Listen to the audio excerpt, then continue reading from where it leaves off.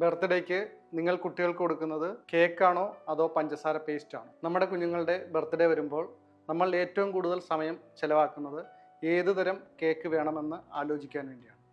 Photo വെച്ച cake, പാവയുടെ ഷേപ്പുള്ള cake, സ്പൈഡർമാൻ്റെ cake, അങ്ങനെ പലതരം കേക്കുകൾ നമ്മൾ മക്കൾക്ക് വേണ്ടി വാങ്ങിക്കൊടുക്കാറുണ്ട്. അതുപോലെ ഇൻ്റർനെറ്റിൽ നിന്നൊക്കെ ഫോട്ടോ എടുത്തുകൊണ്ടുവന്ന് ഇതേപോലെയുള്ള കേക്ക് വേണമെന്നൊക്കെ നമ്മളോട് ആവശ്യപ്പെടാറുണ്ട്. ഇനി ഒരു ബേക്കറി ഓണർ എന്ന നിലയിൽ എൻ്റെ വീട്ടിലെ കാര്യമാണ് വരുന്നതെങ്കിൽ ഞാൻ എന്താണ് ചെയ്യുന്നതെന്ന് നിങ്ങൾക്ക് പറഞ്ഞു. കാണാൻ ഭംഗിയുള്ള കേക്ക് ഉണ്ടാക്കുന്നത് പഞ്ചസാര പേസ്റ്റ് കൊണ്ടാണ്. അത് ഒരു കളിമണ്ണ് എന്ന രൂപത്തിൽ ഏത് വിധേനയും നമുക്ക് ഉണ്ടാക്കിയെടുക്കാൻ പറ്റും. കുട്ടികൾ ആ കളർഫുൾ രൂപങ്ങൾ വളരെ ആവേശത്തോടെ കഴിക്കും. പക്ഷേ അതത്ര നല്ലതല്ല.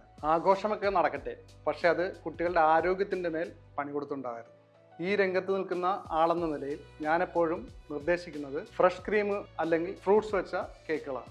ഇതിൻ്റെ മധുരം താരതമ്യേന കുറവായിരിക്കും. നിങ്ങൾ മനസ്സിലാക്കേണ്ടത് കേക്കിൻ്റെ സ്പോഞ്ചും ക്രീമും തമ്മിലുള്ള കോമ്പിനേഷനാണ് അതിൻ്റെ രുചി നിർണ്ണയിക്കുന്നത്. നിങ്ങൾക്ക് പേരോ ഡിസൈനുകളോ നിർബന്ധമാണെങ്കിൽ ക്രീമുകൾ കൊണ്ട് തന്നെ അത് വെക്കാൻ പറ്റും.